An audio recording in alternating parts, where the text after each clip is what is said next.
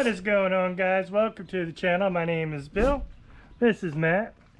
This is the Tat Squatch, Matt's Bronco, and this is a table full of things that are going in the Bronco. It is a CB radio that we're going to install, and he's got what you may recognize as the DV8 cross member. I think we're mounting it up there, so we just have to run power down somewhere and the antenna back to the rear where the antenna will mount here.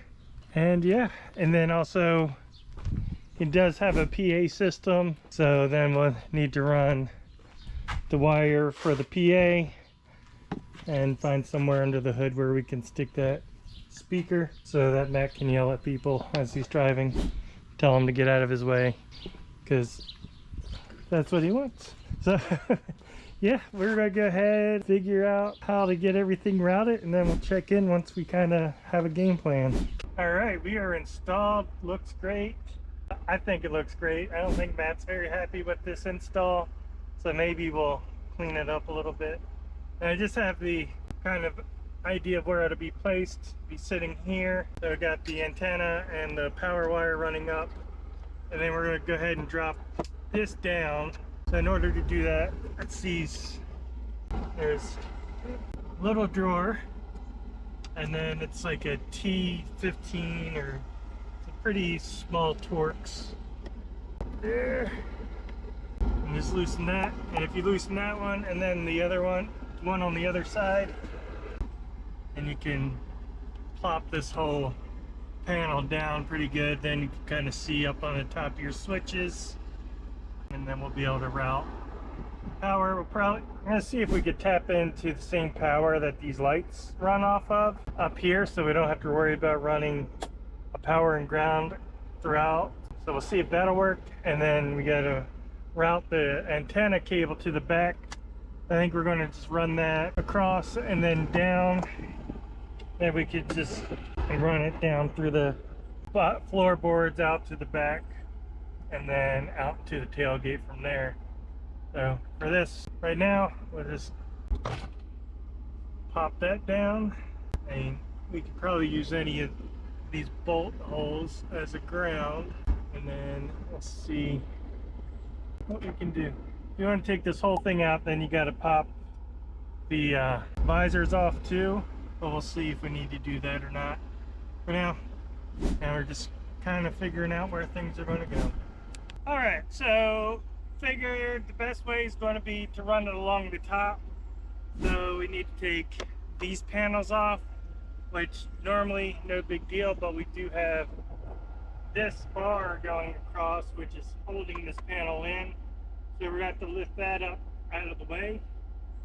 But it's just 8mm screws, same ones that you put your screws in with. These extra long screws.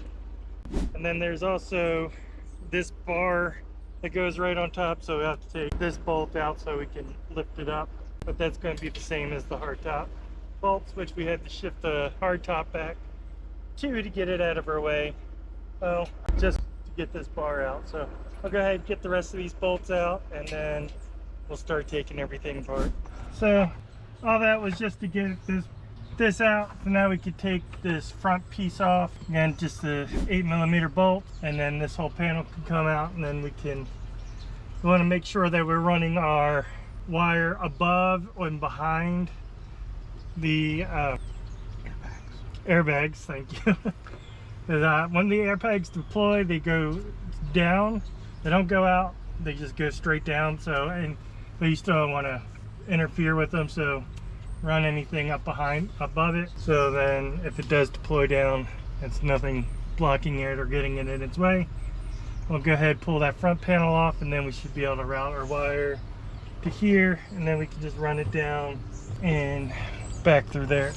All right, so now the trick is we have the slipstream in here, which is keeping this panel ends from just popping out. So if we come around to the other side, up front here, just run the cable to back behind the airbag down this column and then down back here, which is the front side of that panel. So I just need to feed that wire through here. So I'll probably get the fish tape out to push through there and get that up. So I actually got to push this top forward just a smidge so we can open the door a little bit more.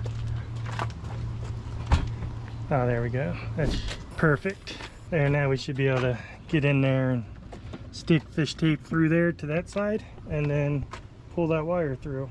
All right, so yeah, just put the fish tape through there and pull this out. We'll wrap that up along with that and run it through here. Then if we come around up here, tucked away, we can close that back up, and then up here we could start putting all this, closing this back up too, so we can get the top back on. But yeah, it's the antenna wire is run. This was 18 feet. Yes. We weren't sure if 18 feet was going to be too much, but it is actually just enough. It's going to be tight because, like I said, we do have to run it through the door and then back out to where here. So 18 foot is perfect amount. It was either you could get 18 feet or 10 feet as a length, and we thought maybe 10 feet would work. Luckily Matt was smart enough to read up a little more, and that said 18 feet is what we needed, and that appears to be correct. So you need 18 feet of antenna wire for this installation. All right, and so for this part here, this panel will just pop off. It's got some pins, clips on the bottom, so you want to pull the bottom out first, and then it's got some plastic tabs along the top. So the tabs slip in there and then it snaps shut. So you just want to make sure you pull the bottom out. If you pull it from the top, you will break those clips. And now we could just run this wire along here, and we could just tuck it in out back behind the tire carrier. And I can't get a good shot of this on here. There's a vent door, so whenever you close a door or anything like that, so it doesn't build up too much pressure and it equalizes cabin pressure, there's a vent that kind of pushes open, and we're just going to run it out through there. So we'll get that run, and then kind of through the tire carrier and then over here to the antenna mount itself. Got the cable run through there and out the other side, and right there to the antenna. And yeah, 10 feet would not have been worked at all. 18 feet is exactly enough without much. Doesn't give us a whole lot of wiggle room, because that's as far as it goes, and yeah, that's pretty much all that it's got. So 18 feet it is. So for the power, you're just tapping in to this yellow wire, which is the power going to the mirror on the flip down thing. Sun visor. Sun visor, thank you, sir. For the sun visor. And then for the ground, I'm just going to go put a ground to this bolt here, which is going into the frame. Should be a nice solid ground. Then I'm just going to put a terminal end on that, and then we should be able to put that there and have a nice solid ground. And we can see that if we do ground it to there, it does turn on. So that ought to do the trick. All right, so we've got the radio right here, and turn it on. We've got power. Still got to put the antenna on in the back, but got power. Everything's run back there. One thing we didn't run yet is still got to run the cable out to the PA. See how that'll work, but everything else should be connected, and we can go around back and throw the antenna on. Go right here. Let's say it's a little bit more, but we can also connect the PA and make sure it works before we route anything. All right, we need to figure out what size to tighten these down good. Now this is a CB radio, not a GSMR, GRMS, GSMR radio. So this is what truckers are going to be using. You talk to other truckers on the road. If you're going off-roading with your buddies, more than likely they're not going to have CB.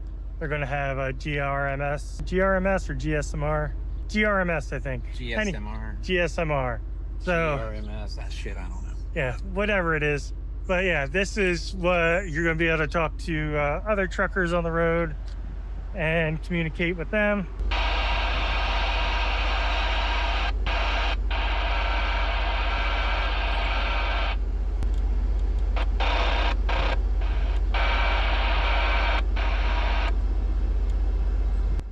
Looks like you have up to 40 channels, and I'm not a CB expert. I don't know. But yeah, pretty cool. And so I want to connect the CB real quick, or the PA speaker, so we can make sure that that's working.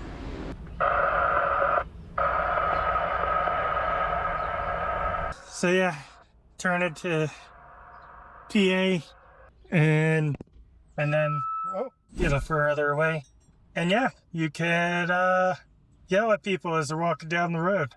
So you have your radio. Hey, get off my lawn. Please get off my lawn. So yeah, and that's just this one wire. And we're going to figure out where we can route and install that. All right, and so it's for the PA wire. Ran it through the firewall, down along here, and then up and tucked it in. Just running along the top here and tucked in and plugged in right there. So I just gotta get it tucked in behind this. Say something? Check 1, 2. There. Get off my lawn. So now you can hear his PA. Got it mounted right there underneath the hood, kind of where all the wires connect for upfitter switches. Right there's a little space where it fit in there perfectly. And yeah, got everything connected. Now he's got his CB radios, handheld GSMR radios, GRMS, whatever it is. I should be able to communicate with everybody. Can talk to Large Marge going down the highway and talk to all your friends when you're going off-road. So if you're interested in doing a CB radio, check out the Uniden Pro 520 XL. Be sure to check out Tat Squatch on Instagram and here on the channel, Tat_Squatch or Tattoo Matt 71. Thanks for Matt for coming out here. Next time do it on a cooler day. And thank you guys for watching. I hope you enjoyed the video. If you did, hit the thumbs up button. If you'd like to see more videos like this in the future, hit the subscribe button, and we'll see you next time.